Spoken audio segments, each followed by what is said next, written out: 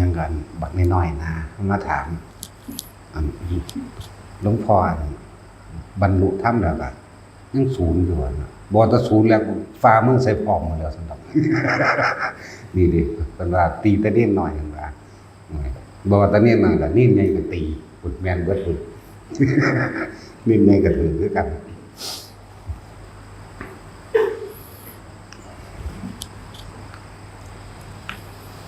พักมันบ่พอคนมาหลายมันเห็นนำบ่ทันคือพระเพิ่นมาพวกกันมาบวชใหม่จังซี่นะเฮาก็เร่งเฮ็ดตะหม่องให้พระอยู่ซะก่อนบางคนเอาไว้ทีหลังเน้นพระก็ได้พระผู้หนึ่งขึ้นมานี่ผู้เพิ่นปฏิบัติดีแล้วเพิ่นก็สินำพาพวกเฮาได้เองนั่นแหละแต่ว่าเน้นพระหรือบ่มีเวลามาเฮ็ดหม่องพักให้โยมให้คนเดี๋ยวตอนนั้นเขาพรรษาแล้วจังสิมีเวลาหันกลับไปเฮ็ดหม่องให้คนมาพักแบบนี้แหละต่อไปมันสิได้เฮ็ดห้องพักห้องแถวยาวไว้จัก20-30 เมตรเป็นจุดไว้นะคือมาเป็นหมู่คณะจังซี่พวกบ้านหยังอุดรนั่นนะบ้านดุงบ่หรือบ้านใด3 หมอนั่นน่ะนั่นแหละคณะนี้มันตึบลงบางเดียวโลดจังซี่นะล่ะช่วงเข้าพรรษามันจังสิได้เฮ็ดอาจจะบ่ค่อยมีผู้มาบวชแต่ช่วงออกจังซี่มันมีมาบวชเรื่อยๆนี่ว่าหันมาเบิดเด้อผมถ้ามาเบิดนี่พุ่นละเต็มไปพุ่นละบัดอยู่ดอนไร่สาขา1วัดดอนไร่แล้วเสร็จสมบูรณ์แล้วยังตามประดับประดาหรือหาของไปเพื่อให้เกิดความสะดวกยิ่งขึ้นซื่อๆแล้วพุ่นก็ตะได8 องค์มื้ออื่นก็มาร่วมกันนี่เบิดเรื่องนั้นนะเรื่องเศร้าบิณฑบาตพร้อมกันนำกันเบิดนั่นแหละจังว่าเบิ่งแล้วสิได้เฮ็ดห้องพักเป็นแบบห้องแถวยาวๆไว้สำหรับเวลามีงานจังซี่ล่ะเวลามีงานจังซี่ได้พักนำกันแน่ตอนนี้ห่มใหม่ไผห่มใหม่มันโลดเด้อรถไผรถมันโลด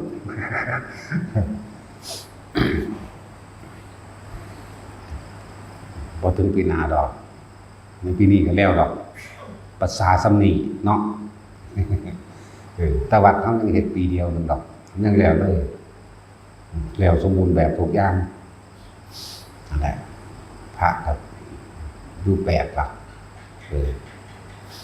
ที่ล่อที่สิบวชอีกนี่คือมีเท่าใด6ว่ะ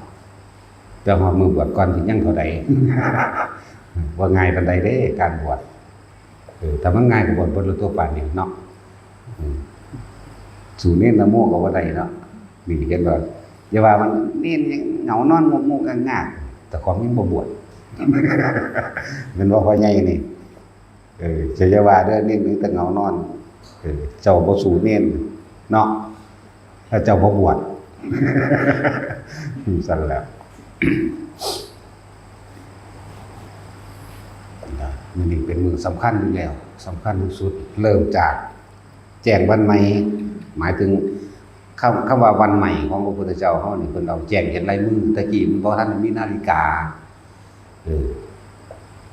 มันมีนาฬิกาก็สร้างเฮาต้องเอาตามพระวินัยเดิม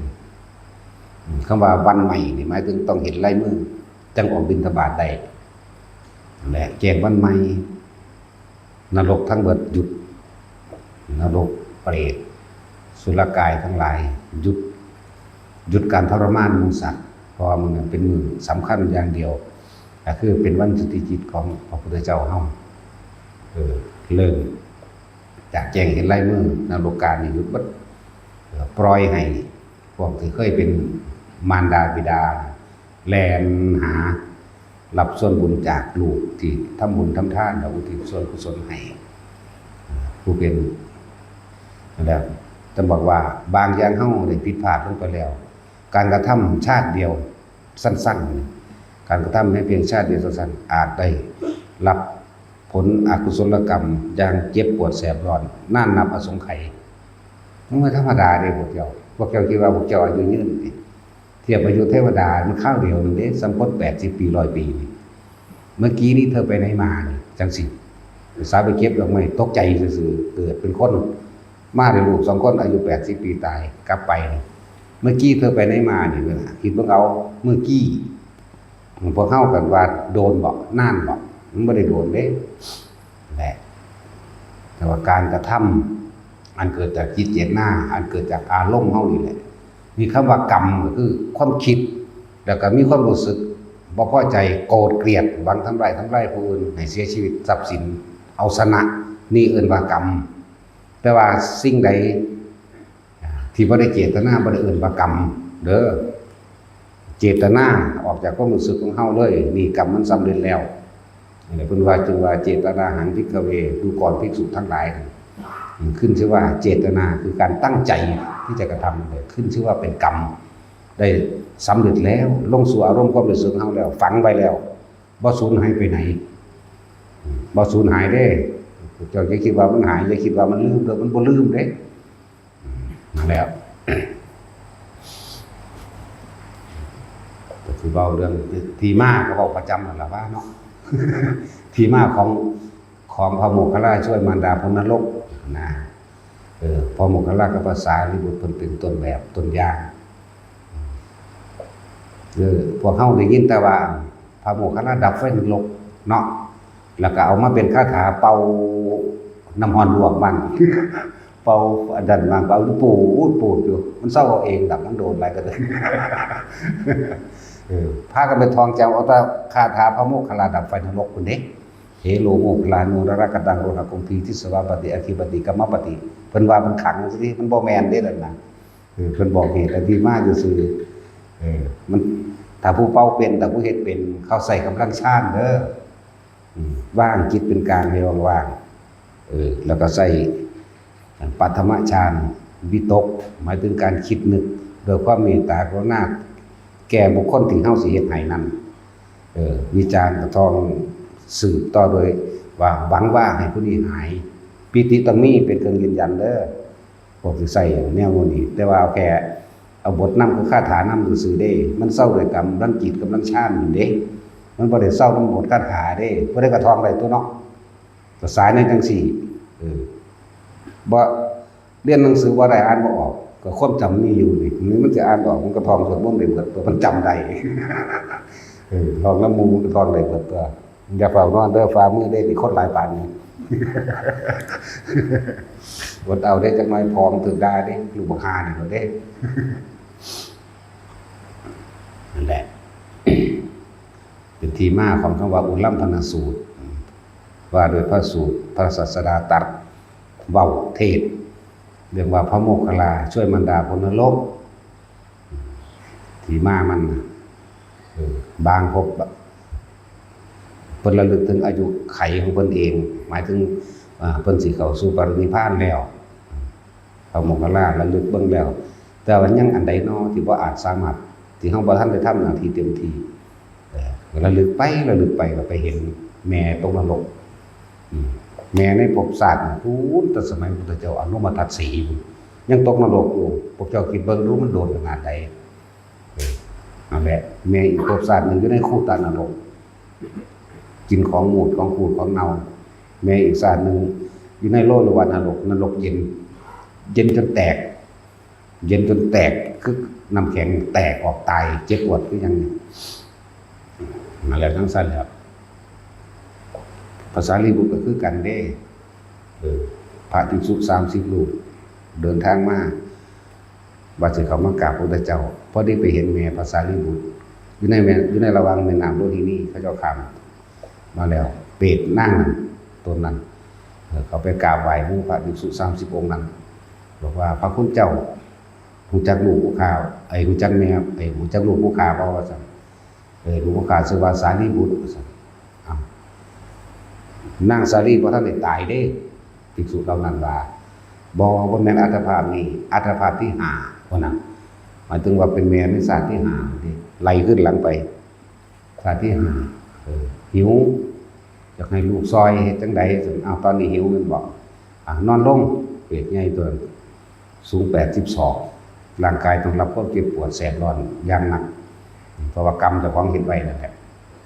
พามันก็เอาบาตรไปตักเอาน้ำ น้ำขางน้ำแม่น้ำมาเทใส่ปากเบิด30 บาทถามว่าอิ่มหรือยังจะว่าแต่อิ่มเลยพระคุณเจ้าลวงลำคอลงไปแม้เพียงแค่หยาดฝนเดียวก็บ่มีเพิ่นก็ยังความสลดใจเพิ่นก็ไปฮอดไปเห็นเขาภาษาลิบุตรก็บอกมารดาของท่านในอัตภาพที่เท่านั้นเป็นเปรตอยู่ข้างแม่น้ำโลหินีจังซั่นแล้วเพิ่นก็มีฤทธิ์คือกันเด้ล่ะเพิ่นก็ลิ้วไปโดยฤทธิ์ของเพิ่นเองไปเบิ่งก็พอต่อแม่ที่เป็นเปรตเห็นลูกก็ดีใจร้องไห้ว่าแม่หิวอดอยากเหลือเกินจังซั่นสิเว้าอดีตเจ้าของให้ฟังว่าเคยทำบาปทำกรรมทำเวรมาแบบใดหิวนั่นภาษาลิบุตรก็เอาบาตรนั่นแหละไปตักน้ำตักโดยฤทธิ์จังเด้บาตรนี่ตักน้ำมาเทใส่บ่อิ่มจังได๋บ่รวมลำคอเลยนั่นแหละกรรมมันบีบไว้บ่ให้บันให้กิน เคยไปตักเคยไปเห็นผู้ใดจังใดไว้จังใดก็สร้างตัวเองได้รับเบิดแม่อีกศาสตร์นึงก็เป็นเปรตคือกันแม่ศาสตร์อัตภาพที่เท่าไหร่ล่ะที่7ได้เกิดกับพระพุทธเจ้าองค์ใดองค์หนึ่งนั่นแหละเพิ่นเคยเกิดเป็นลูกของพระพุทธเจ้าภาษาลิบุตรเป็นเศรษฐีพอเพิ่นหมายถึงพระพุทธเจ้าสมัยเชกีเคยทำบุญทำทานให้ท่านกับหมู่ภิกษุสงฆ์ยาจกวันพวกคนขอทานตลอดคนเดินทางไกลสอยเรือคนเจ็บคนไข้คนป่วยเบิดเพิ่นก็ซึมซาบเอานิสัยมากันแต่ว่าแม่นี่เมียพอเพิ่นนั่นแหละเสแสร้งแกล้งทำไปนำจิตใจบ่ได้มีเมตตาจิตใจบ่ได้ให้ทานมื้อนึงมีการไปค้าขายต่างเมืองผู้ผู้วันก็บอกบอกเมียไว้ขอเฮ็ดแนวใดเจ้าเฮ็ดแนวนั้นเด้ออย่าลืมให้ทานกับพวกภิกษุสามเณรสมณะชีพราหมณ์ฤาษีทั้งหลายตลอดทั้งคนเดินทั้งไกลมันก็รับปากจ้าตั้งแต่มันแถลงว่าซื่อๆสั่นแล้วภาษาลิบุตรตอนนั้นยังกำลังเป็นหนุ่ม15-16 ปีประมาณนี้พ่อไปฆ่าตั้งแดนแม่เนี่ยเลิกรวมกันให้ท่านทั้งหมดเลยแล้วก็ด่าท่อหมู่ภิกษุสงฆ์ทั้งหลายพวกสมณะหัวโลนกินฟรีสู้นี่เวียกงานการก็สั่งหาขอคนอื่นกินเสือกกินดีกว่าคนอื่นอีกทั้งถึงงานบ่ทำสู้ไปหากินขี้มูกน้ำลายพวกสมองหมาสู้ไปหากินสมองหมาพวกคนจักกายงานไปหากินขี้ไปหากินขี้มูกไปหากินน้ำลายนี่ไล่เห็นบ่นั่นแหละพวกคนทุกข์คนยากมาขอกับบ่ได้ให้ท่านคือเก่าไล่เขาบอกแบบเดียวกันดูถูกทมน้ำลายคือน้ำลายใส่เขาอีกมันธรรมดาป่ะแหละก่อนผัวจะเดินทางมาพอดีนั่งป่วยเป็นโรคล้มตายแล้วก็ตกนรกแล้วจะขึ้นมาเป็นเปรตได้นี่บ่ได้เป็นยังไงนี่ต้องตกนรกซะก่อนจักก็ล่ะจึงมาเป็นเปรตชนิดที่ลึกๆสำเร็จเปรตที่มีร่างกายใหญ่ร่างกายสูงเป็นชนิดที่2ที่3ไปหมดเด้หรือที่1พุ่นล่ะพวก88ศอกเป็นชนิดที่1พอ80ศอกทั้งลดลงมาจนเหลือเปรตธรรมดาพวกปราชตูชีวีเปรตอาศัยอาหารอาศัยเครื่องอยู่จากญาติทำบุญให้เด้นั่นแหละมีตัวอย่างอันนี้ว่าที่มาของคำว่าอุลบรรณสูตรที่มาของพระโมคคัลลาช่วยมารดาพ้นนรกหรือภาษาลิบุตรช่วยมารดาพ้นนรกนี่เราบอกที่มาเรื่อยพระสูตรด้วยอุลัมพนสูตรพวกเราพากันค้นหาเอาในพระไตรปิฎกจังละเอียดแต่มันมีใน YouTube มันบ่ละเอียดดอกเขาสรุปมาแล้วไตรปิฎกเด้อละเอียดกว่า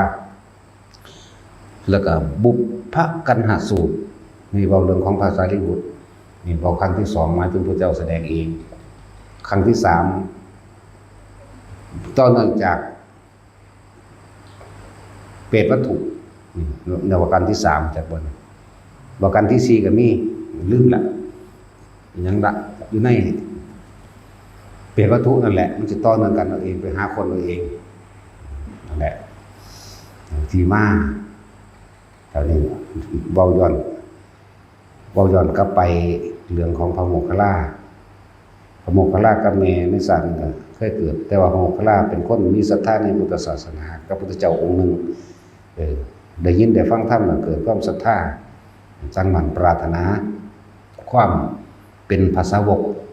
อยากเป็นแบบนี้คือพระเจ้า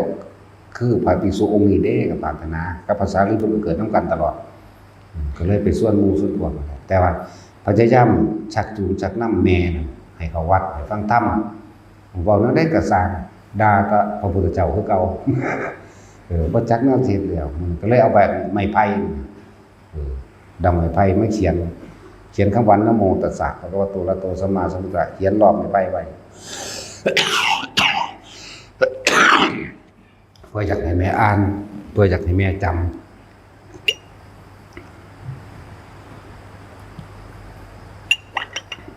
ผูกไว้หน้าประตูทางออกห้องนอนเขียนแล้วก็ผูกย้อนลงมาพอดีหลอดไปหลอดมาได้มื้อนึงเพิ่นไปเฝ้าทางใดแล้วหัวไปตำก็บอกไม้ไผ่บังนะโมนั่นน่ะโมโหดึงบังนะโมลงมานะโมตัสสะภะคะวะโตนั่นแหละดึงลงมาแล้วบังนะโมมุขีผู้ดากเอามาแกงดากได้บัดถูดากเข้าไปทั้งมาส้นสูงตืบบังนะโมแล้วฟาดใส่หลุมสวงพอดีเพิ่นไปเข้าห้องน้ำเพิ่นไปขี่ใส่อีกธรรมดาบ่ตายจากองค์ผู้นี้บ่แม่นอยู่สมัยพระพุทธเจ้า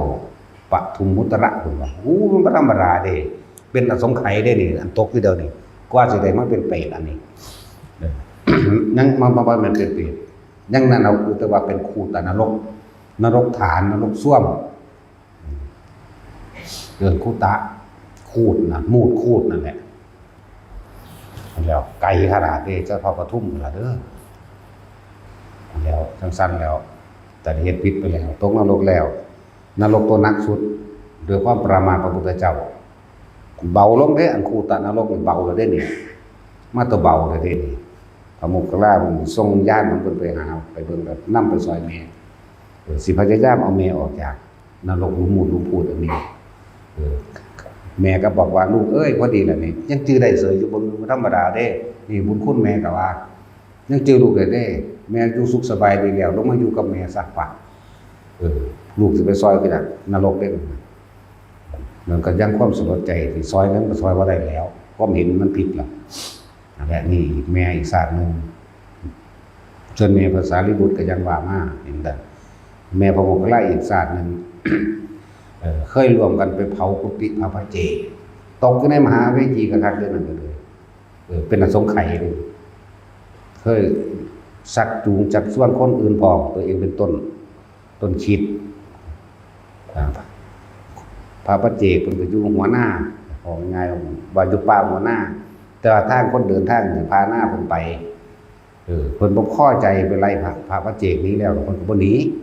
เห็นจังได๋ก็บ่หนีก็เอาไฟไปเผากุฏิพระพเจกนั่นแหละโดยบุพกรรมอันนั้นเองเฮ็ดให้ตกนรกอยู่จังซั่นมหาเวทีได้ยังใหม่อยู่จังซั่นน่ะแล้วเพิ่นจังไปโดยกำลังของเพิ่นเองโดยฤทธิ์โดยเดชของเพิ่นเองลงไปก็ดับไฟนรกดับเบิดในหลุมนรกนั้นซะก่อนแต่พยายามดึงเอาจิตวิญญาณของแม่ขึ้นดึงจังได๋แค่สิพ้นจากขอบปากหลุมบ่เทียบเอาหลุดมือคือเก่าหลุดมือออกคือเก่า2เทื่อ3เทื่อบ่อาจสามารถจนถึงที่สุดพระพุทธเจ้าได้ทรงพยานไปบอกโมคคัลลาเธอไม่อาจสามารถทำได้ด้วยกำลังฤทธิ์แห่งเธอกำลังของเธอแต่เพียงผู้เดียวบ่อาจสามารถเฮ็ดได้แบบนั้นจงกลับมาจงกลับมาเดี๋ยวเว้าอีกผู้นึงแม้กระทั่งแม่ในปัจจุบันในศาสตร์เพิ่นนั่งพระมณีโมคคัลลีแม่พระโมคคัลลาโมคคัลลีพระมณีเด้อจริงๆก็คือพระโมคคัลลาบ่ได้ชื่อว่าโมคคัลลาเด้พระพุทธเจ้าเอิ้นชื่อเอิ้นว่าลูกนั่งนั่นลูกนั่งนี่ลูกอีนั่นลูกอีนี่นะแต่วันเฮาเว้าเห็นบ่ล่ะจังซั่นแหละพวกเฮาไปปีนเที่ยวนำเพิ่นซื่อว่าพระโมคคัลลาโลดว่าภาษาลิบุตรโลดเพิ่นบ่ได้ชื่อว่าจังซั่นเพิ่นชื่อว่าโกริตะพระโมคคัลลาภาษาลิบุตรชื่อว่าอุปติสสะคนละอันกันเด้อแล้วคนละอันกันอยู่พระพุทธเจ้าแม่เพิ่นป่วยในศาสตร์นี้แหละแม่ศาสตร์นี้นั่งโมคคัลลีพระมณีแม่ป่วยเลยไปดูแลแม่จักป่วยจริงป่วยปลอมเสแสร้งแกล้งมันยาว่ามีลูกผู้เดียว คนเฒ่าเสียแสงเข็งมันยาจากให้ลูกมาเอาใจจากนั้นทำทาเวลาลูกไปป้อนเขายิ้มหัวกินเขาแต่ว่าพอหมกเขาแล้วมองทะลุลงไปในใจ เห็นแม่มันกำลังกินทานไฟอย่างใหญ่เลยล่ะนั่นคือความเสียแสงบอกบ่ได้เป็นเรื่องจริงบ่ได้ป่วยจริงแล้วก็ในชีวิตจริงของนางพระโมคคัลลีนี่มักกันแกล้งอิจฉาริษยาลิดล่อนคนนั้นคนนี้ดูถูกแล้วก็บ่ได้ศรัทธาในพุทธศาสนาด่าฮอดพระพุทธเจ้าโคดมนี่เดินก็ว่าเอาลูกเพิ่นไปบวชว่าหลอกว่าลวงบัดนี้พระโมคคัลลาเพิ่นเห็นแล้วบุพกรรมตายตอนนี้ลงมหาวิธีแน่นอนนั่นแหละนี่อีกเรื่องนึงในศาสตร์ปัจจุบันของเพิ่นพุทธเจ้าบอกให้กลับมา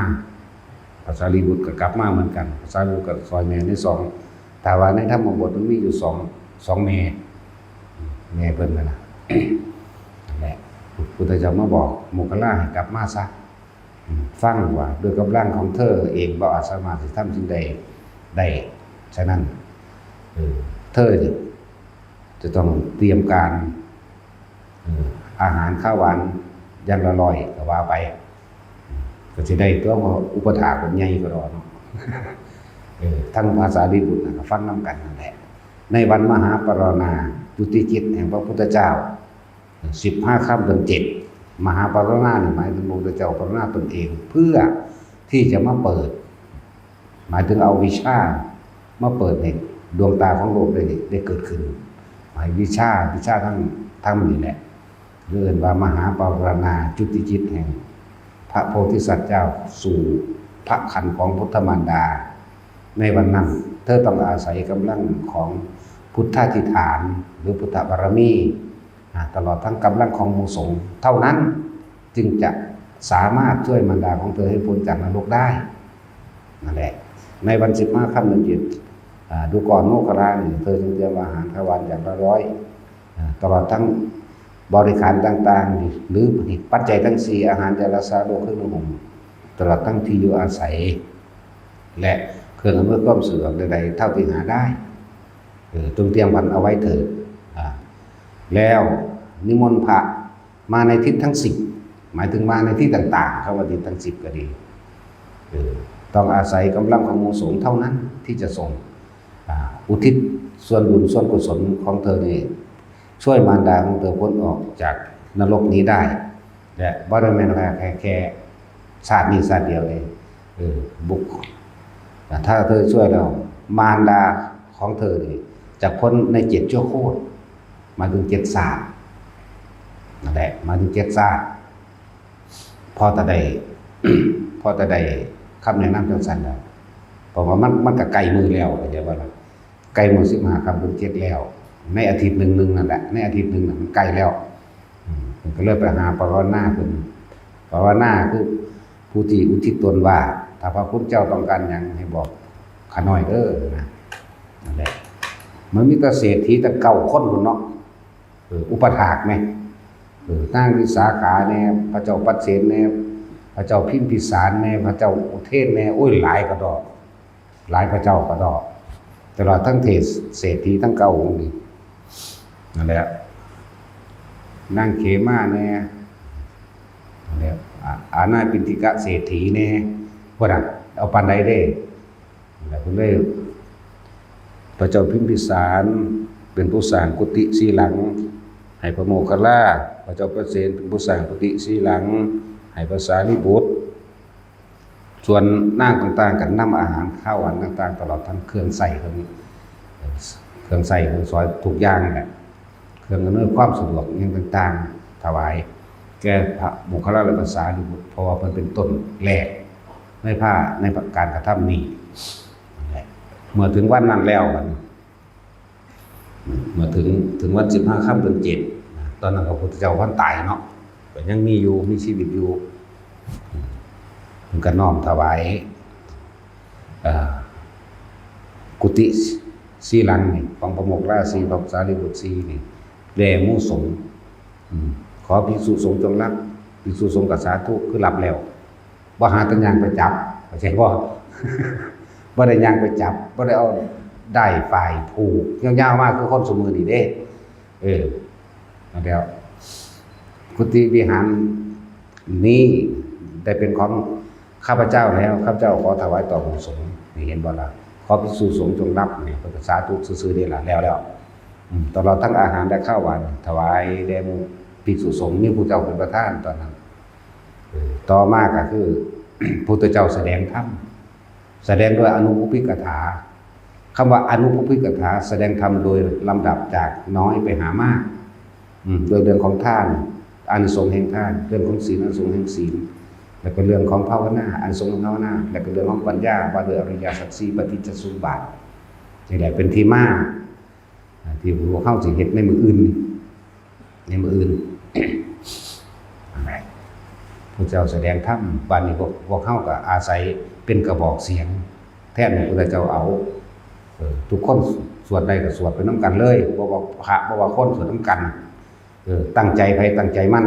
ผู้สวดบ่ได้ก็นั่งนิ่งๆหมู่พระเพิ่นทรงให้ดอกนั่งนิ่งๆตั้งใจผู้ทรงฌานได้หันดีเอาแค่ปฐมฌานสวดพร้อมปฐมฌานพร้อมคำว่าปฐมฌานมีอาการปิติเกิดขึ้นแต่ความคิดของเฮาใส่ใจอยู่กับคำสวดเข้าใจว่าจังเฮาสิสวดไอ้ธรรมจักรตั้งแต่เอวเมสุตังเอกังสัพยังภควานี่ปากเฮาก็ว่าเบิ่งกับหนังสือไปแต่ว่าพออาการปิติเกิดนี่มีผลมากสิ่งเหล่านี้ผู้เฮ็ดบ่ได้ก็บ่ต้องตกใจเข้าใจว่าล่ะได้คือเก่ามันไปคือเก่าเพราะว่าอาศัยกำลังของหมู่ภิกษุสงฆ์จำนวนมากสงฆ์มาในทิศทั้ง10นั่นแหละคือภิกษุสงฆ์เฮาก็มีมากอยู่แล้วสั่นล่ะเป็นร้อยบ่ทันมาเบิดได้นี่ผู้ว่าบ่ได้ยันพ่อแม่บ่ได้เด้กูสวดบ่ได้คือเก่าเด้อได้เหมือนเดิมนั่นแหละเริ่มต้นแรกอาหารยารักษาโรคคือนุ่งห่มที่อยู่อาศัยคำว่าที่อยู่อาศัยเงินที่ทุกคนรวมเข้ามาบาทนึงก็ช่างสร้างกุฏิวิหารศาลาโรงครัวห้องนงห้องน้ำกุฏิหมู่พระภิกษุทั้งหลายแม่นเบิดตลอดทั้งสร้างถนนหนทางปลูกต้นไม้ซื้อดินขุดบ่อน้ำสร้างถนนแม่นเบิดบ่ต้องตกใจว่าสิบ่ได้บ่ต้องตกใจได้คือเก่าเพราะเฮาอาศัยกำลังภิกษุนั่นแหละว่าหลายๆคนว่าโอ้กูบ่ได้สร้างนั่นสร้างนี่บาทนึงก็สร้างหลวงพ่อไปสร้างให้เบิดจักว่าล่ะคนละบาทล้านคนก็ล้านบาททั้งตัวแม่นว่าล่ะแล้วเวลาท่านก็เน้นย้ำอยู่เสมอว่าอย่าขอจะหวังผลนั้นท่านจะมีจิตตุพันธ์ในผลนั้นท่านจะมุ่งกันสมในความอยากได้อย่างดีอย่างมีอยากเป็นต้องได้แปลอีกเด้นี่จึงจะเข้าใจเนาะอยากได้นั่นอยากได้นี่นั่นแหละท่านเนี่ยมันขาดออกจากความเห็นแก่ตัวของตนเองจะไปเป็นเจ้าของท่านเนื่องจากไปหวังกินผลท่านของยกบ่จักมันถูกบ่พวกจะไปเกิดเป็นยังกะสร้างถูกคือเก่าตัวมันได้ตามนั้นก็ดีเนาะจนมากมันบ่ได้ดอกขอนั่นขอนี่นะบ่ได้เลยล่ะเพราะว่าส่วนมาก100% ขาดเบิดบ่ได้ดาวอุทิศบุญให้พ่อให้แม่มันสิได้บ่ตัวเองเอาของเจ้าของไปแลกก่อนแบบเห็นแก่ตัวอยู่มั้ยแต่ว่าที่อุทิศให้พ่อให้แม่ให้ปู่ย่าตายายหรือว่าบุคคลที่เฮาอุทิศหาแต่ว่าเจ้าของกันไปแลกทรัพย์สมบัติเงินทองให้ร่ำให้รวยให้มีอายุยืนบ่ให้เจ็บให้ปวดให้ป่วยบุญรักษาเทวดาคุ้มครองบางคนก็ขอเกิดไปเป็นผัวเป็นเมียกันอีกเกิดไปเป็นลูกกันอีกเกิดไปเป็นหลานกันอีกสาธุเถอะบ่ได้ใส่เป็นลูกแม่เด้อลูกพ่อเด้อเฉพาะสำนั้นบ่แน่เบิ่งเรื่องนั้นล่ะสั้นๆหลายว่ายังไปหวังผลยังอยากเป็นอยู่จังบ่จะเป็นลูกเป็นหลานกันอีกหรือยังหลานตายบ่ได้จังซี่ก็เป็นหลานยายอีกเด้อหลานแม่อีกเด้อนั่นว่าซั่นลูกแม่อีกเด้อว่าไปจังซั่นแล้ว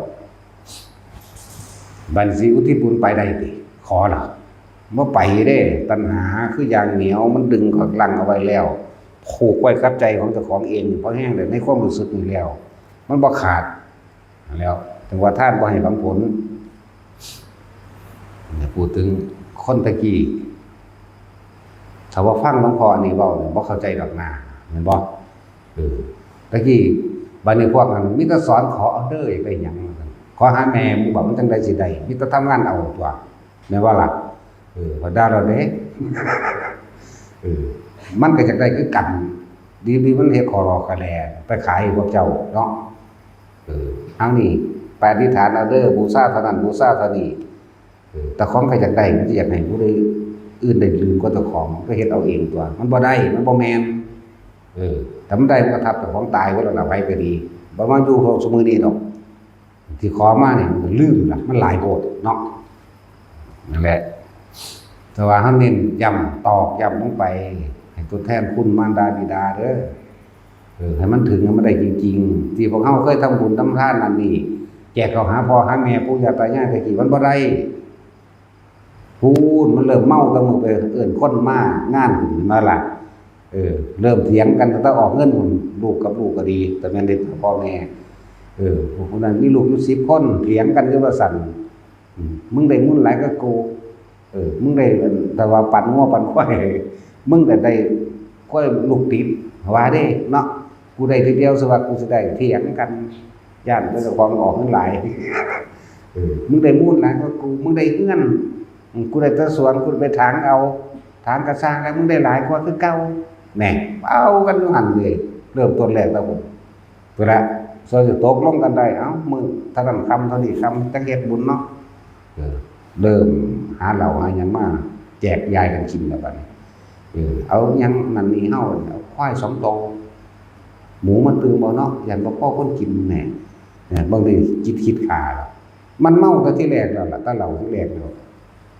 เดี๋ยวนี้จังจ้างหนังจ้างหมอลำมาใส่อีกได้บ่เนาะหรือเลิกบันเทิงต่อไปมันจะไปได้เป็นบุญมาตั้งไหนพอคนบ่เข้าใจคำว่าบุญคือความสงบเย็นบุญอันเกิดจากการให้ทานต้องไม่หวังผลในทานบ่มีจิตผูกพันในผลในทานบ่อยากได้หยังบ่อยากเป็นหยังแม้มันก็สงบภายในใจภายในความคิดเกิดความรู้สึกโล่งๆโปร่งๆตัวอันนี้บ่ได้สงบแล้วเราร้อนและกังวลในความอยากได้หรืออยากเป็นคิดเอาโยสั่นท่านไปท่านมามันบ่ได้จักเทื่อหลายโอ้กูเฮ็ดบุญมาหลายแมงแล้วบ่เฮ็ดวางสิได้หยังเด้จังซั่นครับอันนี้นั่นแหละต้องมาฟังแบบนี้เด้อจังเข้าใจความรู้สึกเจ้าของแท้ๆยังบ่รู้คนนั้นเนาะความคิดเจ้าของความรู้สึกเจ้าของยังบ่รู้ตัวเองแล้วจังมีผู้บอกผู้สอนแบบนี้มันสิเข้าใจน้องก็มาเบิ่งดูไผก็ดีที่เฮ็ดมาเคยผ่านมาแบบนั้นบ่1,000,000%บวก1,000,000%อีกคูณเลยก็ได้ทำนายถึงเบิดอยู่นี่เนาะเห็นบ่พ่อใหญ่อันนี้ก็ได้เจ้าเฮ็ดแบบนั้นแม่นบ่1,000,000%จังซั่นแล้วนั่นแหละแต่ละคนบาดนี้เฮาให้ตั้งใจในการทำทานอุทิศถึงมารดาบิดาเพราะสิ่งที่หายากในอันดับที่5ที่1คือพุทธเจ้าเกิดที่2ผู้ปฏิบัติธรรมผู้นำธรรมพุทธเจ้าออกมาแสดงจังซี่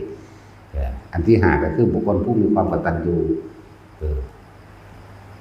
นั่นแหละถือว่าให้พากันตั้งใจว่าเฮามีปัจจัยทั้ง4อาหารยารักษาโรคเครื่องหอมที่อยู่อาศัยตลอดทั้งเครื่องอำนวยความสะดวกหลายๆอย่างที่ว่ามาหลายๆอย่างนั่นแหละคือผ้าวาดอกแต่ก่อนตั้งแต่เฮาทานมามันบ่มีผลบ่ได้อานิสงส์หยังมีแต่ความโลภขวางตัวเองเบิดต่อมาก็รู้สึกว่าสิเป็นผู้ผ้าวาสกรที่แรกขอผลทานบุญกุศลกรรมดีผลทานคือทานที่เฮาเฮ็ดไว้แล้วตะกี้มันบ่มีผลมันบ่ได้อานิสงส์พวกเราไปแลกของเบิดแล้วแลกรวยแลกอายุยืนแลกบ่ป่วยแลกสนะแลกให้อยากได้นั่นจะเป็นนี่เห็นบ่ล่ะสั่นตัวปันมันเลยบ่มีผลหยังบ่ได้อานิสงส์แต่ว่ามันบ่หายไปไหนเป็นของเฮามันเดิมแต่ว่ามันบ่แพร่กระจายออกเข้าใจบ่ล่ะจึงบอกว่าผลทานบุญกุศลกรรมดีที่ข้าพเจ้าก็ทำมาแล้วตั้งแต่อดีตนี่จนถึงปัจจุบันณขณะนี้จงถึงแด่มารดาบิดาของข้าพเจ้าที่มีมาแล้วในอดีตจนถึงปัจจุบันชาตินี้ทั้งหมดขอมารดาและบิดานี่จงรับสมบูรณ์และจงมีความสุขเถิดสาธุสิพาเว้าอันนี้เข้าใจว่าล่ะแต่ว่าอันสิเว้าไปก่อนนั่นก็ส่วนหนึ่งต่างหากพอสิเว้าไปก่อนเบิกทางไปก่อนนั่นผู้ใดสิเว้าท่านบ่ท่านก็สร้างแต่ในความตั้งใจของเฮามันมีไว้แล้วแต่เมื่อวานนี้เข้าใจว่าล่ะมันไปคือเก่าคนที่ได้รับคนแรกเลยคือมารดาบิดาเท่านั้นติดจากสามีซะก่อนแต่ผู้บ่ทันได้ตายก็บ่รับ จากว่าผู้บ่ท่านได้ตายบ่ท่านได้นับจากว่านับ1 2 3 4 5 6 7คือ7ภพชาติคุณรับทั้งเบิดเอาเฉพาะที่ทุกข์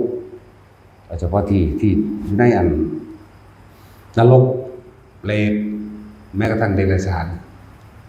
มันเกิดเป็นหมาอยู่ก็สร้างควายอยู่ก็ตามกบเขียดปลาอยู่ก็ตามเขาสิเสียชีวิตได้มื้อนั้นหลังจากเฮาอุทิศไปเสียชีวิตจังขึ้นจังหลับแล้วจังขึ้นไปสู่สุคติคือสวรรค์เป็นต้น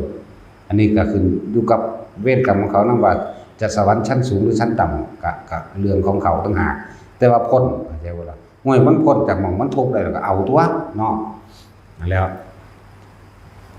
ว่าอย่างนี้ทุกคนเข้าใจเวลาพวกเขาทำทานจะพากันขอหลายสิอุทิศบุญไปใส่มันบ่ไปมันบ่เป็นบุญทานเพิ่มทุกข์บุญเพิ่มบาปทานแล้วเราร้อนกังวลในความอยากได้อยากเป็นแต่ว่าบุญเพิ่มบาปกระวนกระวาย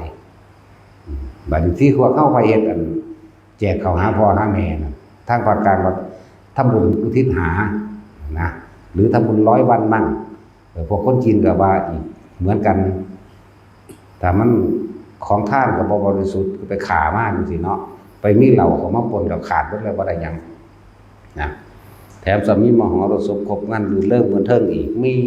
ก็อารมณ์เราร้อนในกิเลสตัณหามันจังได้สิไปว่าความสำคัญในมือนี่แน่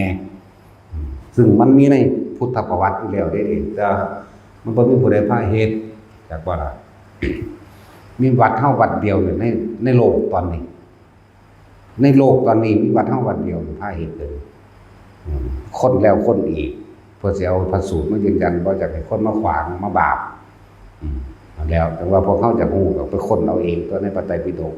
ถ้าในโทรศัพท์มันก็เขาสรุปมาแล้วอุลัมภทสูตรธัมโมคคัลลาช่วยบรรดาพ้นในโลกเท่านั้นแหละมันก็เว้าเอาเองของมันสรุปเอาเองของมันแต่ก็ยังดีที่มีเขามีโค้งให้เฮาพอได้รู้จักว่านั่นแหละไปพาเฮ็ดแบบนี้อานิสงส์มันทั้งมีมากอยู่ดอกในการยกจิตตัวเองให้สู่สัมมาทิฏฐิเห็นตามความเป็นจริงจากการได้ยินได้ฟังธรรมที่เพิ่นเอาธรรมพระพุทธเจ้าออกมาแสดงตัวนี้แหละให้พวกเราฟังยกจิตขึ้นสู่ที่สูงจากอบายนั่นแหละสูงจากความเห็นผิดนั่นแหละแล้วเฮาสิเห็นถูกต้องตามความเป็นจริงเรียกว่าสัมมาทิฏฐิเมื่อมีสัมมาทิฏฐิแล้วความคิดอันอื่นมันก็เป็นของจริงของตรงคำบอกก็เป็นตามจริงไปเองดอกและยกจิตขึ้นที่สูง2ยกฐานะในการเงินการงานในครอบครัวในปัจจุบันของตนเองยกฐานะคนที่เฮ็ดหยังก็บ่ขึ้นเรียกว่าบ่ได้เฮ็ดหยังก็ทุกข์เฮ็ดหยังก็ขาดทุนอย่างหลายๆอย่างนี่แหละเพราะเจ้าของบ่มีความกตัญญูคนบ่มีความกตัญญูคุณธรรมอย่างอื่นก็บ่มีเด้คนที่มีความกตัญญูก็ต้องฟังธรรมจึงมีคุณธรรมอย่างอื่นเป็นเครื่องประกอบในการใช้ชีวิตนี่แหละจังว่าไผเฮ็ดแบบนี้มารดาบิดาได้ขึ้นไปแล้วเขามีกำลังเขามีกำลังมีฤทธิ์มีเดชเกิดขึ้นเขาจะกลับมาซอยลูกเองแม้ที่เคยเป็นพ่อมีลูกกันห่างกันเป็นกลับเป็นกันก็จื้อได้กันจื้อกันได้คือเก่าจังว่ามาซอยคือเก่าคือพวกแก้วดาวเท่านี่แหละเนาะลูกเขามีก็เจ้าของสบายก็เจ้าของแต่เขากลับมามึงมีอันนั้นบ่ล่ะเด้แม่ว่าพวกแก้วเลยพวกเจ้าเคยเป็นพ่อเป็นแม่หรอกเนาะยังห่วงลูกคือเก่าเด้พวกเจ้าเด้อครับรถวันเป็นเขาขี่รถบักโกโก้งามๆมาก็ยังห่วงอยู่เด้เนาะนั่นซั่นแล้วนี่แหละถึงว่าบุญคุณหาประมาณบ่ได้แล้วก็มีอานิสงส์กว้างไกลเรียกว่าหาประมาณบ่ได้นั่นแหละถึงว่าอานิสงส์มันมี1ยกจิตขึ้นสู่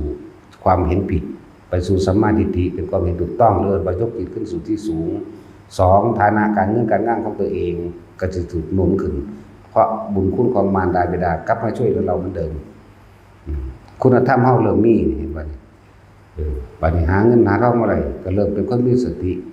ใส่อย่างประหยัดใส่อย่างมีคุณค่า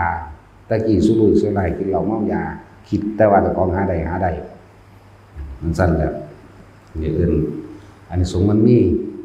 มากอยู่แล้วพวกเขาเคยเห็นมากพวกเขาเคยเข้าใจอยู่เคยเห็นอยู่ว่าพ่อแม่ได้บุญอันพวกเคยแจกข้าวหาเนี่ยไหมนะเห็นเอาเองกับตาอยู่บ่มีตั้งแต่คิดเอาเองทั้งเมาทั้งเบาเนาะ โอ้ยดีใจซอยพ่อแม่กูใส่สวรรค์แล้วว่าซั่นเด้จักบ่ตกนรกหนักกว่าเก่าอีกจังซั่นแล้วทั้งเมาทั้งเบานะอันแล้วบ่ได้เห็นเด้ของเฮามันเห็นเด้บาดนี้จังสิพาพวกเจ้าเห็นพูดคือเว้าย้อนขึ้นหลังมา8 ปีที่แล้วเขาได้ตั้งแต่มาตั้งวัดนี่ใหม่ๆนั่นพ่อใหญ่ข่อยนี่แหละ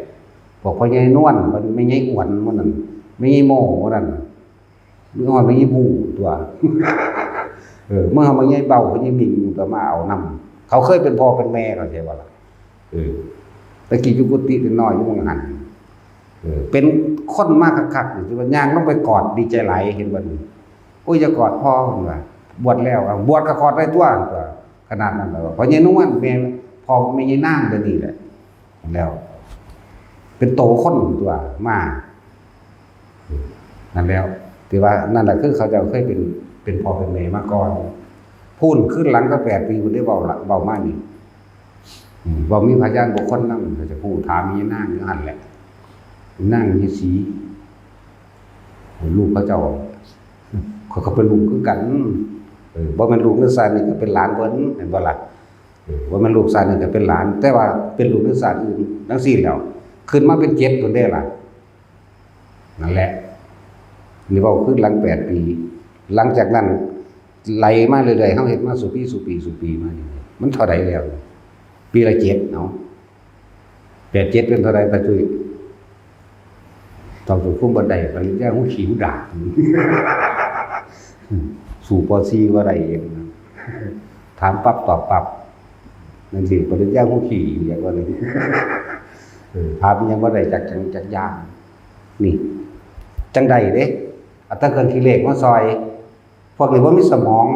เนาะสู่คนเก่าบ่ได้สู่คนโบราณบ่ได้ว่าเขาเจ้าทองเลยสูตรโคนฮอดบัก25เด้พอใหญ่นวลนี่แซ่บจังซั่นแล้วเอามึงกระทองมึงแต่แม่บัก18ซั่นแม่บัดเฮาได้แต่บัก12นึงแหมเวลาเพิ่นเว้าเลขจังซี่แหมปั๊บไปโลดแหมเอากระทองเบิ่งเป็นหยังบัก23บัดนะไผสิไปได้บัดนี้สู้กันบ่ได้บัดนี้เฮาได้แค่นั้นเลยบัก12แล้วพวกนี้ทั้งบ่ได้ค่ะจบปริญญาเด่นนี่บ่ลังขี่ยังว่านั่นพอผู้ไหวบวชที่เดียวดีแหละพวกนี้จบปริญญาแล้วก็ทำงานสูงก็พออีกสบายเป็นหนี้3-4 ล้านเป็นตะเงินบ่ล่ะพอคนทำหน้าได้นั่นส่งลูกเรียนบ่เป็นหนี้จักบาทเนาะถ้าแล้วสัวซ้ำแท็กซี่มันต้องใส่ราคาเนี่ยคือกันมันก็ดีก็ได้3 ล้านโอ้ยบ่มีปัญญาเลยเนาะคือส่วนเดียวนั่นแหละคนบ่มีคุณธรรมคนบ่จะเพียงพอมีแต่อยากรวยกู้ยืมมาบ่ล่ะนั่นแหละนี่เปรียบเทียบนี่ด่าก็ด่าต่อหน้านั่นพอนี่ลูกยอมพอเด้แต่ว่าด่าลูกลูกซัวเป็นหนี้พอก็ว่าเป็นหนี้จะของกันว่าเป็นไหมแต่คำว่าคุณพ่อแม่คือว่าอยากให้ทุกคนเห็นความสำคัญตรงนี้แน่แล้วก็เป็นความสำคัญในพุทธศาสนาได้นี่แต่ว่าบ่ได้ถูกนำออกมาเผยแผ่นะโดยพระพุทธเจ้าเฮ็ดในเมื่อนั้นเฮาตั้งใจไว้แล้วเริ่มต้นแต่ใส่บาตรมาตรงมันก็ไปของมันเองแล้วเด้เข้าใจว่าล่ะไปโดยพุทธานุภาพต่างหากแล้วก็ไปด้วยพุทธธรรมะสังฆานุภาพต่างหากพุทธานุภาพคือสัจจะอธิษฐานที่พระพุทธเจ้าตั้งไว้อธิษฐานไว้ในพระพุทธเจ้าหาองค์ละธรรมะนุภาพไปโดยสัจจะความจริงที่เฮาตั้งใจว่าท่านนี่บ่หวังผลในท่านบ่มีจิตอุปาทในผลทางท่านหรือว่าธรรมะอธิษฐานไปโดยธรรมนี่มุ่งอุทิศตั้งใจไว้ว่าผลบุญผลทานอันนี้อุทิศให้กับมารดาบิดาไปโดยสังฆาธิษฐานถืออำนาจของหมู่ประสงค์ทั้งหลายที่มาในทิศทั้ง10นี่พุทธทั้งสงฆ์ร่วมกันเป็นหนึ่งเฮาอาศัยกำลังตัวนี้ต่างหากจังว่ามันไปของมันเองดอกพวกเฮามันบ่ว่าหยังก็สร้างไปคือเก่าเพราะเฮาตั้งใจไว้แล้วแต่ว่าขออย่างเดียวว่าทุกคนจะขอหยังเด้เข้าใจบ่ล่ะ นี่คือจุดสำคัญมันเลย ที่ทุกคนบ่ได้ดวงตาเห็นธรรมทั้งหลายเพราะว่าความโลภบังตาบังใจปึ๊ดบังความจริงที่เจ้าของบ่เข้าถึงเองนะเลยว่าเข้าถึงธรรมะเกิดแก่เก็บตายนี่ก็บ่เข้าถึงสัตว์โลกเป็นไปตามกรรมก็บ่เข้าถึงตัวตะกี้ขอตั้งแต่สิ่งศักดิ์สิทธิ์มาซอยเนาะจักมันเป็นโตจังไดสิ่งศักดิ์สิทธิ์คืองูนี่ว่ะนั่นแล้วสิ่งศักดิ์สิทธิ์พวกเจ้า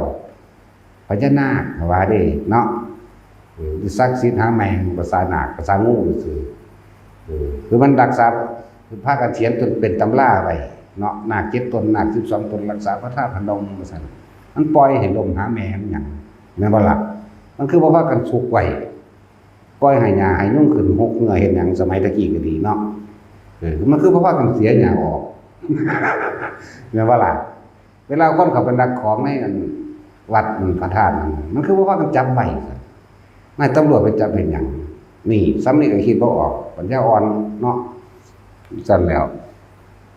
โหมีสมองสั่นแล้วหรือจะไปขอให้เขาโดนบันดาลอันนี้ให้โอ้ยแต่ของเห็นเอาง้อมดูไปสุดท้ายหรือผู้ใดมาโดนบันดาลนี่อย่างนี้เดี๋ยวจึงบอกว่าฟังธรรมเพิ่นบ่เข้าใจสิ่งทั้งหลายมันเกิดจากเหตุทั้งสร้างแนวใดเฮาก็ได้แนวนั้นน่ะคือผลจังหาที่เฮาบ่รู้บ่พ้นจักเทื่อบ่เฮามีแต่อยากรวยเนาะกับอยากเกิดใหม่อยากเกิดไปเป็นผัวเป็นเมียกันอีกจะเกิดไปเป็นลูกเป็นพ่อเป็นแม่กันอีกนี่แหมมันบ่ได้เห็นทุกข์นี่แหมความเกิดเป็นทุกข์แก่เป็นทุกข์เจ็บเป็นทุกข์นี่แหมพัดพรากจากสิ่งที่รักเป็นทุกข์ความตายเป็นทุกข์มันบ่เห็นมองนี่เด้นี่เข้าใจแต่ว่าสิมีความสุขเถิดอยู่นำกันมันอยู่มาบ่แห้งแล้วเดี๋ยวนี้ไปก็เลยเนาะบางคนก็เมียตายแล้วก็ผัวตายแล้วบางคนก็บ่ทันตายแต่ว่าเถียงกันอยู่ตลอดก็โดนล่ะที่ซุกบักใดก็ดีทั้งสั่นแล้วแหละพยายามฟังในจังซี่เอาเด้อไม่เข้าใจเด้อเพราะฉะนั้นพวกเจ้าบ่เห็นความคิดเจ้าของบ่เห็นความตัณหาคือความอยากเจ้าของบ่เห็นอุปทานคือความยึดคือความรู้สึกเจ้าของที่อยากให้มันเป็นแบบนั้นแบบนี้แหละเป็นว่าตัณหาและอุปทานเลยบ่เห็นลาภลึกของมันแหละจังซั่นความสุขจริงๆมีแต่ละคนมันเห็นหรือยังมันพอหรือยังตั้งแต่เฮาหามานี่เนาะได้หรือยังพ่อแล้วบ่เงินกับพ่อแล้วบ่จังซั่นแล้วบ่มีพ่อบ่เป็นนั่นแหละจึงเวียนว่ายตายเกิดเพราะความบ่พ่อนั่นเองให้ทุกคนหันเข้ามาเบิ่งความคิดเจ้าของติดเรื่องใดทุกข์เรื่องใดเป็นห่วงไผทุกข์จริงๆเกิดจากสิ่งอันเป็นที่รักนั่นแหละคือเฮาหักลูกหักหลานนั่นแหละคือเฮาหักพ่อหักแม่หรือเฮาหักหยังก็แล้วแต่ทั้งเบิดเลยล่ะล้วนแล้วแต่เป็นความอาลัยอาวรณ์ความผูกความพันต่างๆปรุงแต่งไปเพื่ออยากคือพ่อแม่หักลูกนั่นแหละอยากให้ลูกมีความสุขอยากให้ลูกมีทุกอย่างอยากให้ลูกเป็นทุกอย่างให้มีฐานะมั่นคงว่าบ่มีหยังมั่นคงจักอย่างดอกมีแต่อนิจจังอนัตตาเบิดนี่แหละบ่มีอีหยังกี่ลังอย่างอื่นจักอันเสื่อมสลายสู่ความแตกดับด้วยกันทั้งนั้นบ่ว่าคนบ่ว่าสัตว์บ่ว่าวัตถุสิ่งของบ่ว่าบ้านบ่ว่าหยังก็แล้วแต่แม้โลกนี้ก็ต้องแตกดับนั่นแหละเพียงแต่ว่ามันแตกซื่อมันสิเป็นของมันเองดอกสิ้นสุดภาษีก่อนจังสิแตกดอกอันนั้นไฟจังสิไหม้ดอกอันนั้นไฟมันไล่กันนั่นน่ะบ่แม่นยุคนี้เด้อยุคนี้แค่ว่ายุคมีกาสัญญีซื่อๆยุคนี้สิ้นศาสนาพุทธโคดมเฮาไปแล้วเนี่ยคนที่ฆ่ากันประมาณ70,000นั่นบัดนี้พวกรอดชีวิตมาที่หนีไปลึกน้ำหูน้ำถ้ำน้ำผาเดินทางเพื่อจะเห็นกันได้เพราะแต่เห็นคนผู้หนึ่งดีใจเขาเว้าคุยกันกอดกันเป็นเพราะเฮาบ่มีศีลธรรมเนาะก็จังว่าไปเด้ตอนนี้เฮาอยู่ตะวันทำการพุทธศาสนาแท้ๆเป็นหยังเฮาคือบ่ดึงเข้ามาสู่ใจเฮาเนาะเพื่ออยากพ้นก็ดีความเกิดเป็นหยังก็สร้างทุกข์เบิดเทวดาก็ทุกข์พวกเจ้าอย่าคิดว่าเทวดาบ่ทุกข์เด้สิ่งที่เทวดาเขาปรารถนาที่สุดเป็นสุคติของเทวดาเป็นหยังพวกเจ้าว่ามนุษย์นี่เด้มนุษย์นี่ได้เป็นสุคติของเทวดาที่เขาปรารถนาก็มาเกิดแปลว่าพวกเขาจะกลับไปเกิดเป็นเทวดามนุษย์เป็นภพที่สามารถทำได้ทุกอย่างเป็นแดนกลางๆสร้างบุญกุศลถึงแม้กระทั่งจนถึงที่สุดแห่งปฏิภาณก็สร้างในโลกมนุษย์ภ ระพุทธเจ้าตรัสรู้ในโลกมนุษย์เทวดาครับบ่ได้สั่งสมไว้มันไปบ่ได้เด้ต้องสั่งสมเขาก็สั่งสมตอนเป็นคนนี่เด้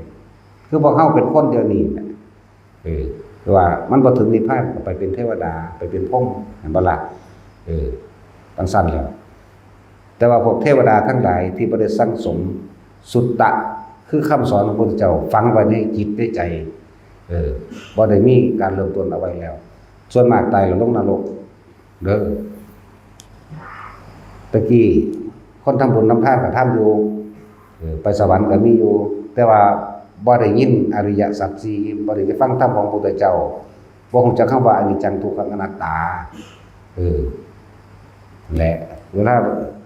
พวกบ่ได้อาศัยพระปัญญาของพระพุทธเจ้าส่วนมากตายลงนรกเบิดเทวดาพรหมทั้งเบิดบ่เหลือลงเบิดเลยแต่ว่าเทวดาพรหมที่อาศัยคำสอนของเจ้าเป็นเครื่องนำชีวิตจักว่าเป็นเครื่องนำในความคิดในการกระทำคำพูดต่างๆมีสิทธิ์ในการว่าเฮาเป็นตัวข้างเทวดาแล้วใครควรธรรมะโดยตนเองก็ได้เพราะว่าเฮาได้ท่องบนจำเอาไว้แล้วเรียกว่าสุตตะมันจะปัญญาบรรลุข้างบนเลยก็ได้บางที่หมู่เทวดากับเทวดามาคุยกันเองคือเฮาคุยกันนี่แหละแล้วก็บรรลุได้บางที่มีภิกษุผู้ทรงฤทธิ์แสดงธรรมะบางพวกอายุมันยืนประท่านพระพุทธเจ้าองค์หนึ่งแสดงธรรมปั้วฟังทีเดียวบรรลุเลยก็ได้นี่เลยจังว่าเฮาต้องอาศัยพระสูตรหรือการฟังคำสอนพระพุทธเจ้านี่เป็นเครื่องนำสติปัญญาของเฮาเองเป็นภายภาคหน้าเหมือนกันกับเฮามื้ออื่นนี่เฮาสิสวดหยังเฮาสิสวดบทนะโมเมคือทำความเคารพน้อมน้อมพระพุทธเจ้าทุกพระองค์ก่อนอันที่2ยังสวดธรรมจักรอันที่3สวดอนัตตลกนสูตรอันที่4อธิตตปริยายสูตรอันที่5คือปฏิจจสมุปบาทแล้วหลวงพ่อสิว่าเอาเองดอกขอกระแสเสียงธรรม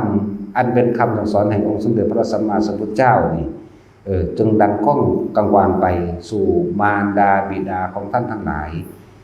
ที่ได้มากระทำบุญอุทิศให้แด่มารดาของท่านทั้งหลายทั้งที่มาอยู่ณที่นี่ตลอดทั้งที่ไม่ได้มาที่ตั้งจิตเอาไว้นั้นขอกระแสเสียงธรรมเป็นคำสอนของพระพุทธเจ้าถึงแด่มารดาบิดาของทุกท่านนี้เถิดแต่นะโมมีขึ้นเลยตัวไปนั่นแหละจงไปจบที่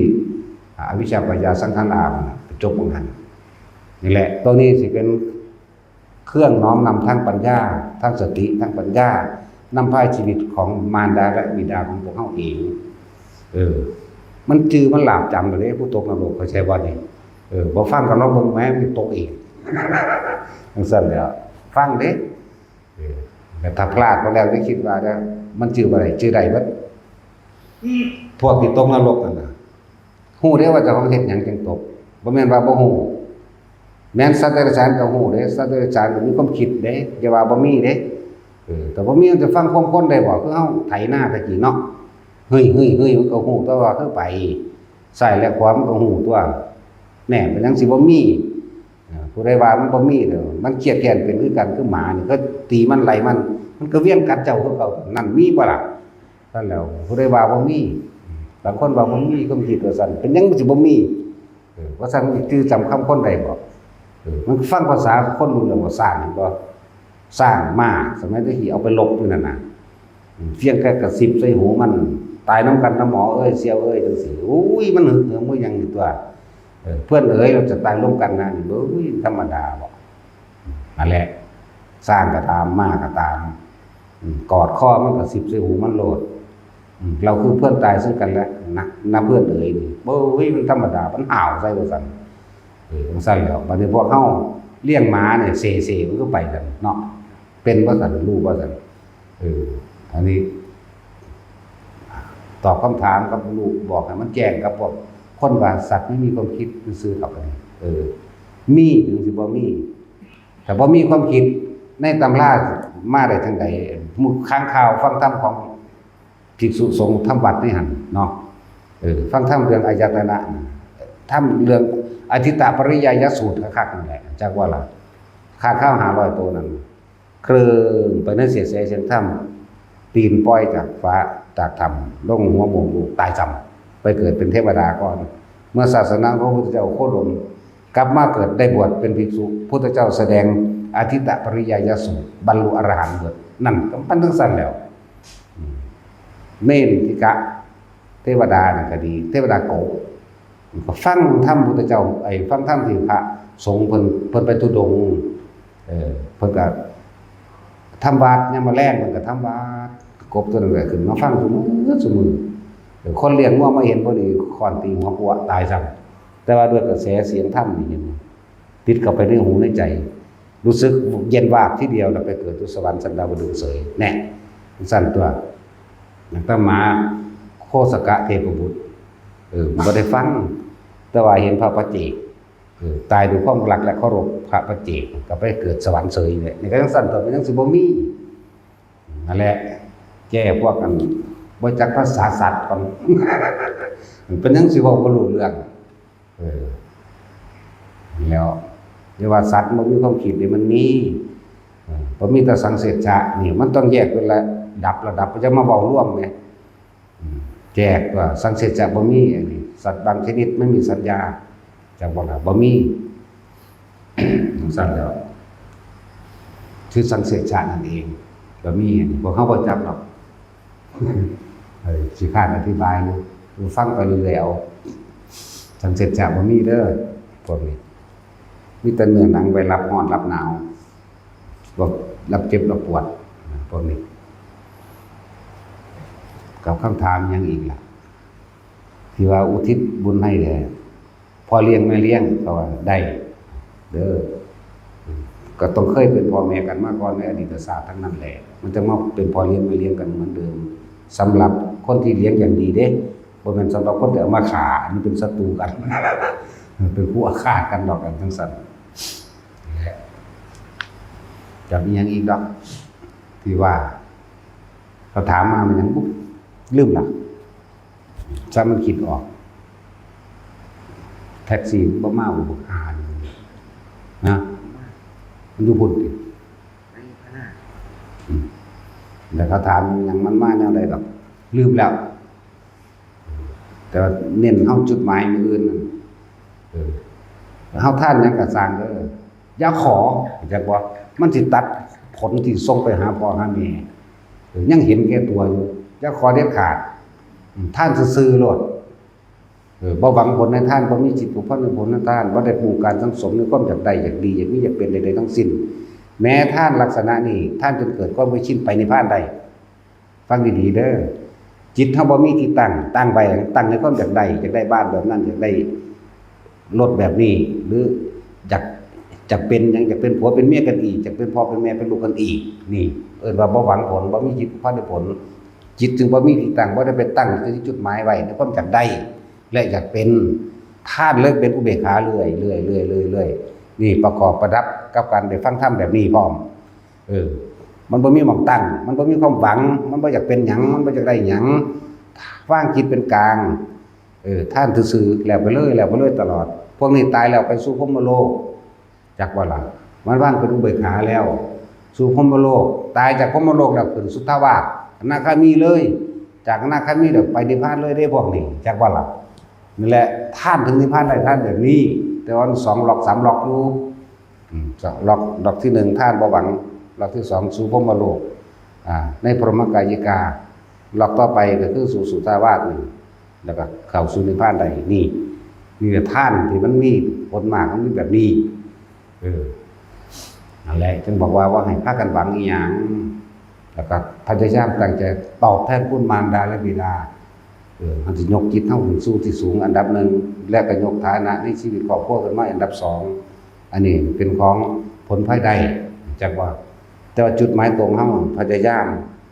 ที่จะแทนคุณมารดาและบิดานี่เอาที่1เลยส่วนผลภายใดอันอื่นก็คือว่าเฮ็ดให้ฐานะครอบครัวดีขึ้นทั้งสิ้นนะก็ไว้ซะก่อนบ่ได้ไปเฮ็ดเพื่อจุดหมายนั้นจะบ่จุดหมายนี่คือเฮ็ดเพื่อมารดาและบิดาให้พ้นจากทุกขตะความทุกข์ยากอันสูงสุดทุกขนาดเด้ไฟนรกอันนั้นเอาเหล็กซี่มันแทงเฮาสอดลงไปยังบ่ทันได้ทอเด้มันตกมาแล้วเด้มันจังหนจักได้อุ้ยธรรมดาบ่มันเป็นมาบ่แห้งแล้วเด้มันจังเว้าความรู้สึกตัวนั้นได้คือจังเอาอีหยังแส่ใส่หัวใจในความรู้สึกเฮาไว้นี่เด้แบบนอนนั่นน่ะธรรมดาบ่สังว่าเน้นตัวนี้ เห็นแท้คุณมารดาและบิดาให้พ้นเป็นวันสำคัญคือวันจุติจิตของพระพุทธเจ้าเฮาในภัตตรกัปนี่มือเดียวกันทั้งเบิดอย่างว่าล่ะเนี่ยพระกักุสโธโกนากรสะพระกัสสปะจนถึงพระโคตมะแม้พระศรีอริยะก็เป็นอันเดียวกันจากกลาจังสั้นแหละเริ่มว่าเพิ่นเป็นพุทธาธิฐานเอาไว้พุทธาธิฐานเอาไว้ตามก็มีจริงและเป็นธรรมะและเป็นสังฆาต้องอาศัยกำลังของผู้ทรงจำนวนมากคือพระโมคคัลลาเฮ็ดผู้เดียวบ่ได้นั่นแหละเป็นที่มาของคำว่าพระโมคคัลลาช่วยมารดาคนนรกหรือในพระสูตรว่าด้วยอุลัมพนสูตรหรือปุปปะอันพนสูตรปุปปะพันหะพนสูตรนี่แหละสูตรหนึ่งหมายถึงคนตัดเอาไว้พระพุทธเจ้าว่าไว้ถ้าใครเป็นคนเอาว่าไว้4ครั้งพูดเว้า3ครั้งนี่ก็ว่ามารดาครั้งที่4จังว่าบิดาแล้วจังสั้นเลยจังว่าผู้ใดอยากไปนำติดตามต้นขวบของมันก็ไปนำเอาในพระไตรปิฎกนั่นแหละของเฮาบ่นำแล้วเห็นชัดเจนเห็นคือคนเลยลงไปกอดเอาได้เลยหางบ่แม่นความคิดคือว่าเจ้ากอดเอาเด้เป็นจริงๆเฮาก็ทรงชาญปรับระดับจิตให้มันสู่กับภพเขาได้ตัวจักบ่ล่ะแค่ชาญ3ก็เห็นได้แล้วล่ะกอดจับได้จักบ่ล่ะพญานาคก็มีนี่ล่ะเพราะยังเขียวเลยนะจักบอกกับไผอาจารย์ออกไปเบิ่งจานผ่านคือวายซั่นเล่นกับของดังเตอมื้อนึงย่างผีย่านผีจริงบ่หลอกเด้ครับแต่ผีหลอกบ่ได้จริงจักว่าล่ะผีจริงเทวดาเนี่ยเขาจะเอาลงมาจักว่าล่ะผีหลอกบ่จริงจักว่าล่ะผีหลอกบ่แม่นเจ้าของหลอกเจ้าของนั่นแหละแรงของคิดเจ้าของนั่นจังซั่นแล้วพญานเห็นก็มีนี่ล่ะแล้วบ่จักไผบ่จักไผจักว่าเขาไผซั่นโอ้ยก็ยามบ่เอาจับกันดีๆลีนี่แหละนั่นแหละอันนี้เอาตัวเองประกันตัวเองก็ซื้อดอกบ่ให้ฟังบ่ได้บอกให้เชื่อหรือเพิ่งเชื่อเด้อให้พวกเจ้าเห็นซะก่อนถ้าเห็นแล่นป่าลามอีกแล้วพวกนี้เนาะให้ทุกคนพิสูจน์ตัวเองถ้ากันตั้งใจใส่บาตรก็อุทิศในใจของเจ้าของเป็นอันดับหนึ่งอยู่แล้วเพิ่นพาว่าก็ตั้งใจว่าไปนำเพิ่นเพิ่นพาสวดไปนำเพิ่นเด้อเฮามุ่งเน้นหวังเอามารดาบิดาอย่างเดียวยาวเจ้าของมันทางใดเอาเองดอกบ่อยากได้ทางใดแนวนี้จักว่าคือเว้าอยู่เดี๋ยวนี้เนี่ยบ่อยากให้ไผมาเด้ล่ะมันคือมาทั้งด่าทั้งหายทั้งบ่ม่วนเนาะจังว่าก็ด่าพุ่นน่ะอีห่านี่อีนี่เนี่ยมีเบิดทางด่าทางมาทางซั่นแล้วนั่นแหละบ่อยากได้ทางใดคนปฏิบัติธรรมเหมือนกันบ่อยากได้บ่อยากรวยบ่อยากมีหยังทางได้ทางเป็นทางมีเด้มันเอาตัวนั้นได้มาลากพวกเจ้าไว้จักบ่เอาความรวยความอยากได้อยากเป็นเฮ็ดให้เฮาเขว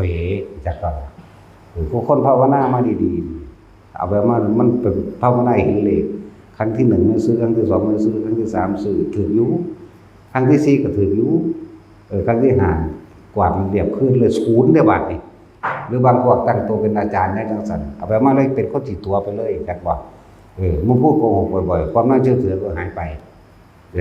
ความบริสุทธิ์ทั้งใจเลยบ่เกิดขึ้นเห็นบ่ไผสิมาหาพวกเจ้าและจากการที่เน้นย้ำในหลักในสถานที่บ่เน้นย้ำวิธีปฏิบัติเอาวิธีเดียวอานาปานสติด้วยทรงชั้นเจริญชั้นด้วยอานาปานสติโดยเอาอาการปิติมาเป็นเครื่องยืนยันจับหลักเดียวนี่จับหลายหลักอย่าหลายใจ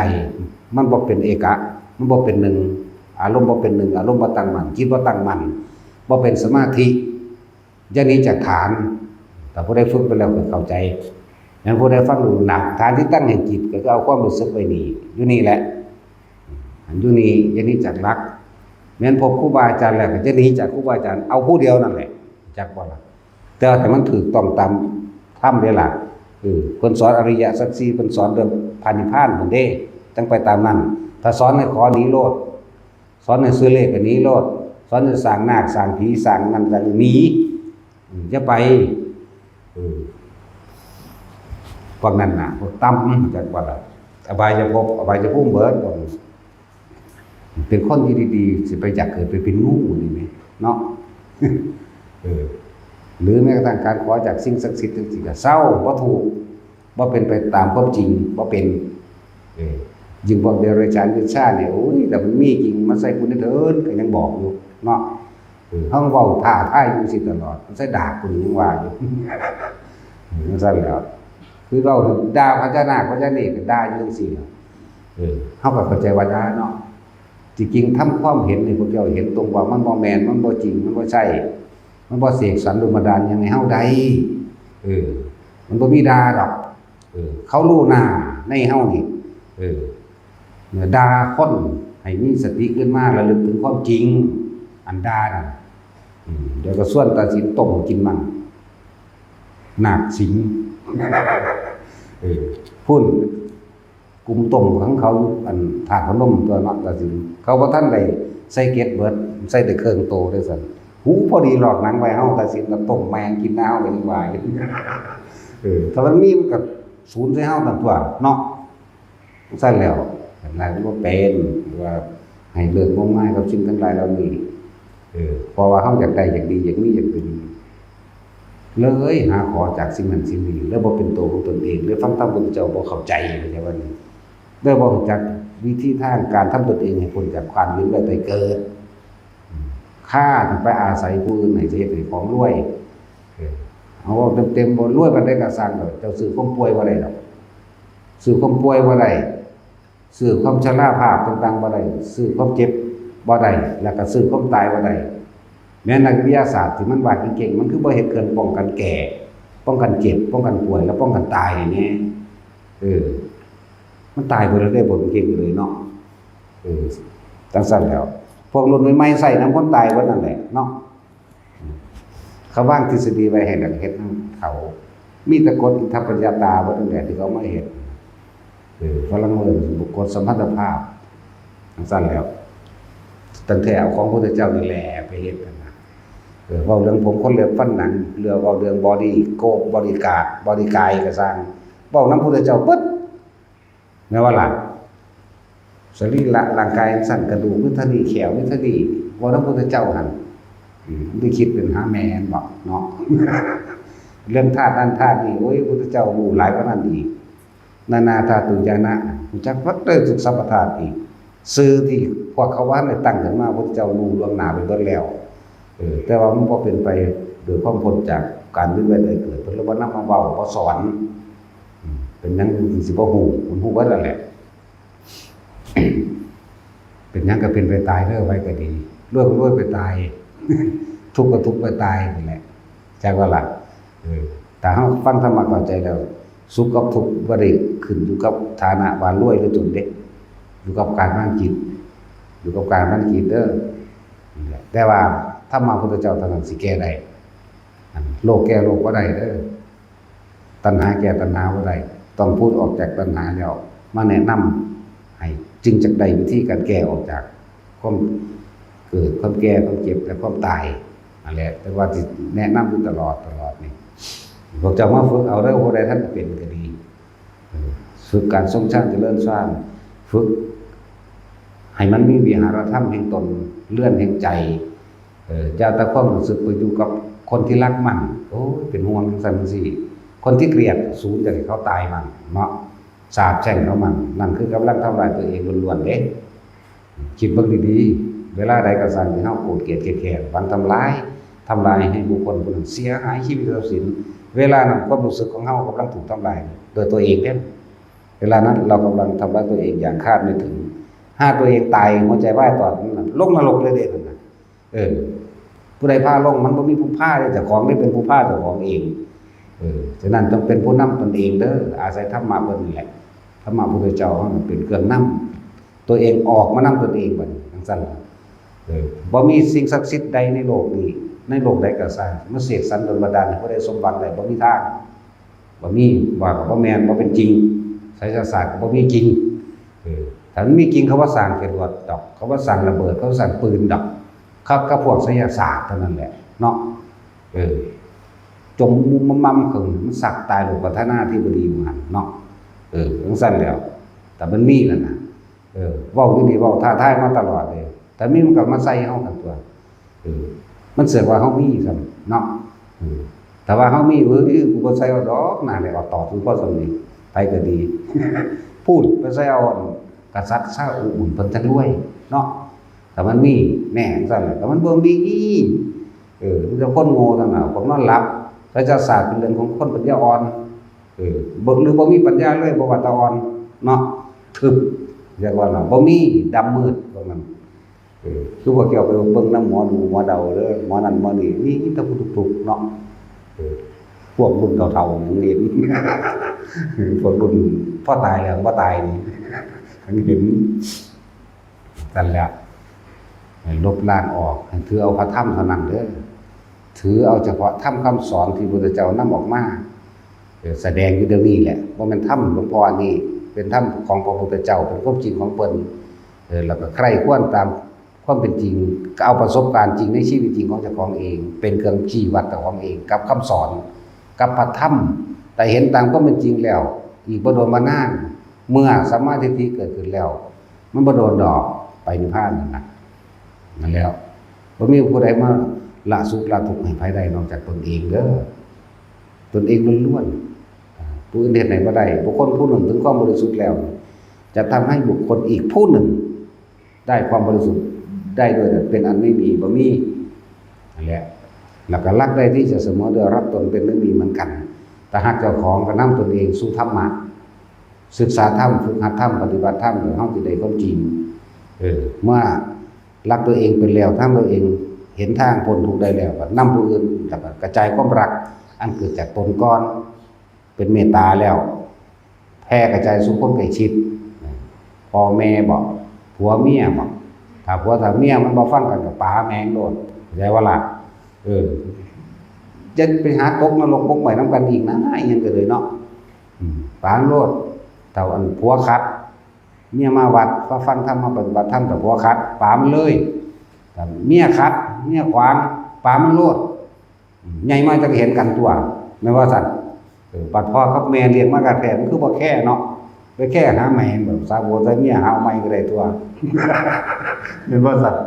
บ่มีดอกรักจริงรักที่ลั่นแต่บางคนนั่นน่ะบ่มีแต่ความรักของพระพุทธเจ้าเท่านั้นแหละความรักความเมตตาเท่านั้นแหละจึงเป็นนิรันดร์แท้เพิ่นบ่อยากให้คนที่เพิ่นฮักไปเกิดไปเวียนว่ายตายเกิดใหม่ตายใหม่อีกเห็นบ่เพิ่นจังพาสร้างสมบารมีเข้าสู่พระนิพพานเพื่อสิบ่กลับมาเกิดมาตายอีกจังซั่นตัวพวกเฮาบ่แม่นดอกบ่ทันตายมันก็ปากันก็บ่ใหม่หรอกเนาะแม่นว่าล่ะแต่ช่วยเจ้าว่าได้ปาดอกเจ้ามันเจ้าหลักเดียวอยู่แต่เจ้าปาทั้งใจอยู่เจ้าปาทั้งกายวันใดไปเห็นผู้ใหม่ก็มักเขาคือเขาบางเลี้ยวบางเมียแต่บางเท่เนาะเท่งหนังหน้าทองย่านเตเสอยู่บ่เห็นผู้อื่นพาดเหนือเด้เนาะตัวหลวงพ่อบ่ได้ดอกหน้าเพราะใหญ่นี่ก็คือกันวิหารนี่เขียวตะหมากขิวว่าเด้บัดเลี้ยวเบิ่งผู้อื่นเพิ่นละโอ้อีหานี่เขาว่าเด้ดูปากพอเนาะเอาสมาทานเข้าชาติแล้วอันนี้